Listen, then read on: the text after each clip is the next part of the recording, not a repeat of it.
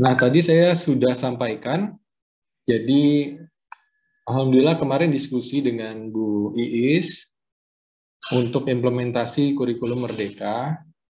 Nah, seperti yang tadi saya sampaikan, jadi biasanya GCI tidak langsung melakukan pelatihan Bapak Ibu, tapi kami juga memberikan dulu survei untuk melihat kebutuhan sebetulnya Bapak Ibu guru secara keseluruhan seperti apa implementasinya. Nah, izin saya share. Saya sudah share linknya ke Ibu Iis. Mohon izin Bu Iis untuk berkenan dikirim ke guru-guru. Nah, nanti setelah saya jelaskan seperti apa tesnya, seperti apa surveinya, nanti Bapak Ibu bisa mengisi melalui link yang dikirim Bu Iis. Baik. Nah, seperti biasa ada data Bapak Ibu.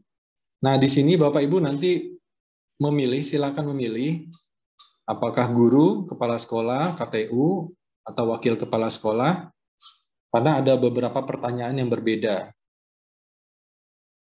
Contoh untuk guru, tentang implementasi kurikulum Merdeka. Pertanyaan pertama, saya menyadari bahwa menjadi guru berarti menjadi pembelajar sepanjang hidup dan sudah mendedikasikan waktu untuk belajar setiap hari. Nah, ini artinya mendedikasikan waktu itu Bapak Ibu benar-benar menyempatkan, misalkan saya mendedikasikan waktu setiap hari 1 jam untuk belajar hal baru, atau untuk belajar kurikulum Merdeka ini misalkan.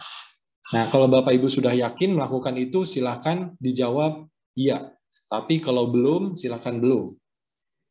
Lalu yang kedua, saya sudah mengenal fungsi dan manfaat fitur-fitur menggunakan platform Merdeka Mengajar sebagai salah satu media belajar dan mengajar saya. Nah, ini salah satu platform penting Bapak Ibu buat sekolah yang penerapan kategori kurikulum merdekanya mandiri berbagi, karena harus menyiapkan secara mandiri dan belajar pun sebetulnya sendiri Bapak Ibu. Terutama teori-teori Bapak Ibu belajar sendiri. Nah, nanti saat praktek, refleksi, berbagi, atau membuat karya, baru pelatihannya dengan GCI. Nah, Bapak Ibu mungkin sudah banyak yang download platform Merdeka Mengajar. Nah, ada yang sudah download dan mengerti dan mencoba, mungkin ada juga yang belum, baru mendownload saja Bapak Ibu. Nah, silakan jawab iya jika Bapak Ibu sudah menggunakan PMM, platform Merdeka Mengajar, dan jawab belum jika belum. Oke, lanjut. Saya mengenali dan memahami peran saya sebagai pendidik dan memiliki kesadaran akan jadi pendidik seperti apa saya untuk peserta didik saya. Oke, lalu saya memahami tentang konsep perencanaan pembelajaran kurikulum Merdeka. Lanjut. Saya memahami tentang perencanaan pembelajaran kurikulum Merdeka dari mulai CP, TP, ATP, dan modul ajar. Jawab iya jika iya, jawab belum jika belum. Kalau Bapak Ibu ragu, jawab belum aja. Lalu, saya sudah membuat perencanaan pembelajaran kurikulum Merdeka dari mulai CP, TP, ATP, dan modul ajar. Jadi ini bukan sekedar paham ya. Kalau yang tadi, yang di atas paham. Kalau yang di bawah, Bapak Ibu sudah membuat CP, TP, ATP, dan modul ajar. Nah, jadi implementasinya Bapak Ibu dalam perencanaan pengembangan SDM, jika Bapak Ibu rata-rata sudah menjawabnya paham, berarti nanti kita saat pelatihan Bapak Ibu sudah langsung praktek. Praktek membuat CP, TP, ATP, dan modul ajar. Jadi kita tidak akan teori lagi. Lalu, saya memahami konsep asesmen pada kurikulum Merdeka dan dapat menyiapkan serta menggunakan hasil asesmen tersebut.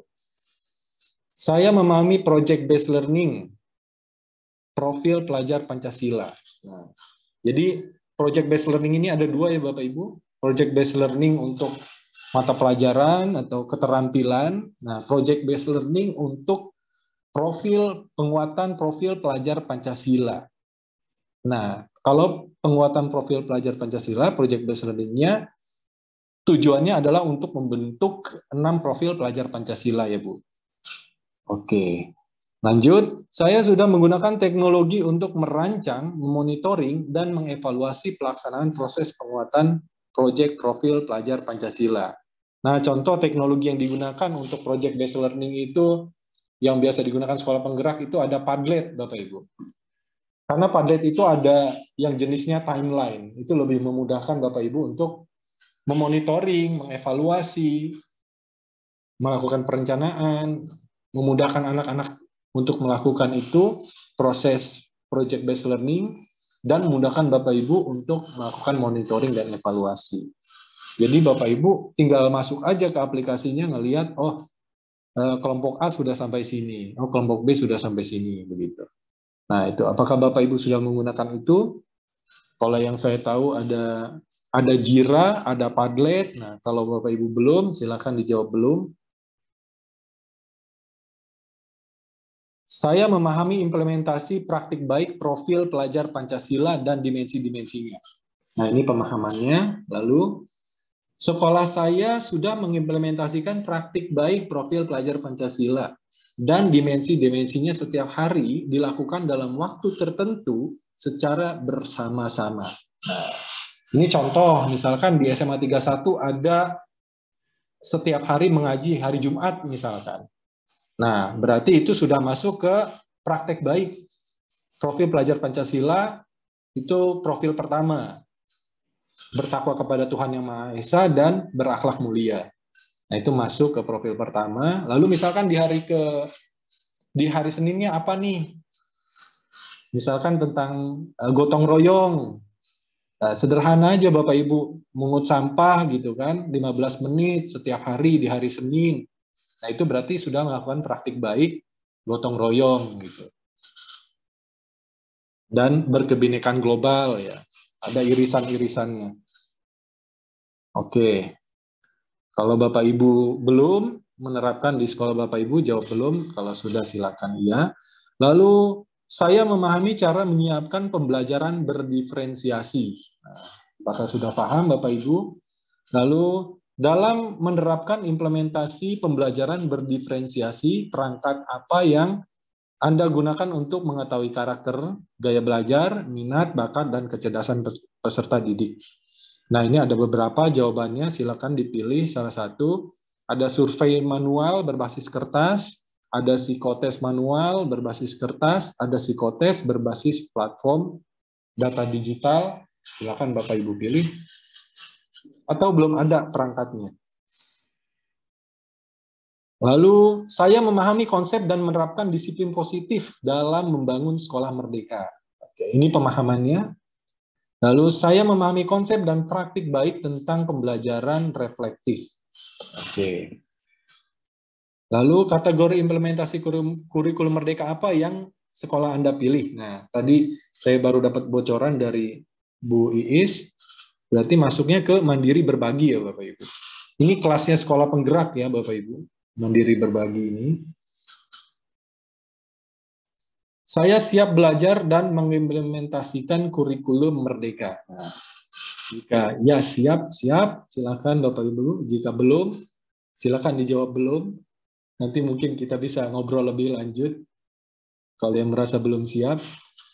Oke, lalu, nah ini pertanyaan untuk kepala sekolah. Kita lewat saja.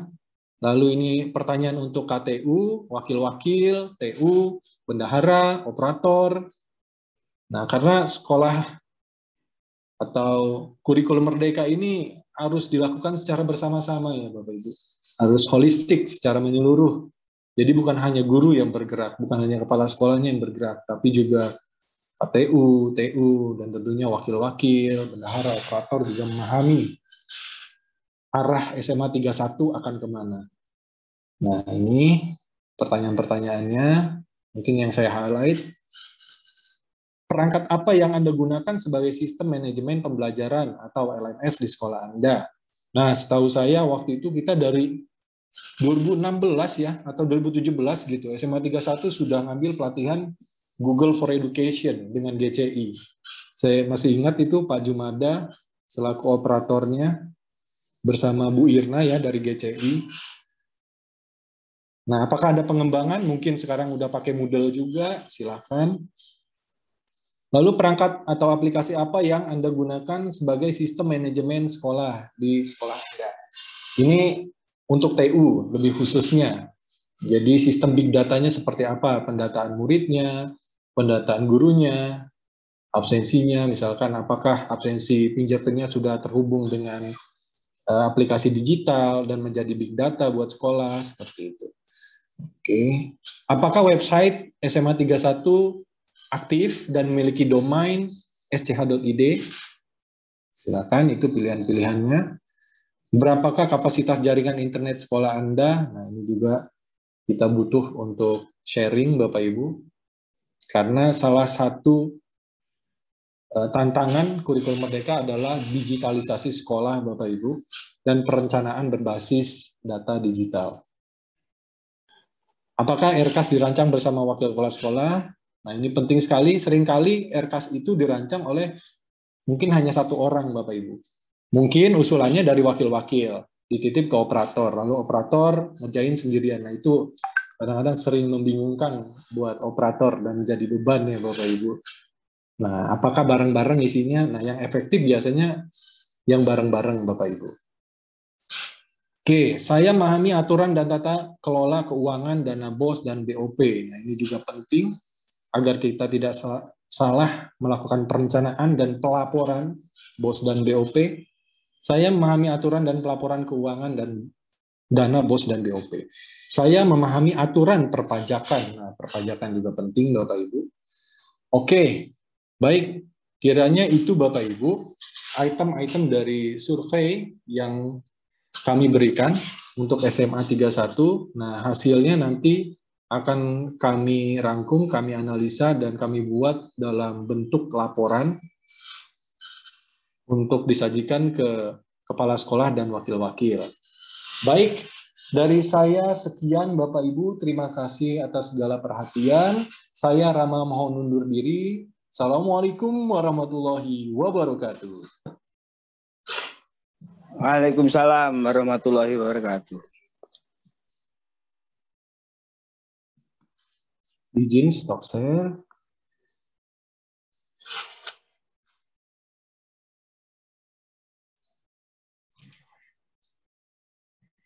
Baik, terima kasih Bapak Rama atas materi yang telah diberikan. Semoga dengan adanya pembelajaran berdiferensiasi, guru-guru SMA Negeri 31 dapat membantu dan menuntun peserta didik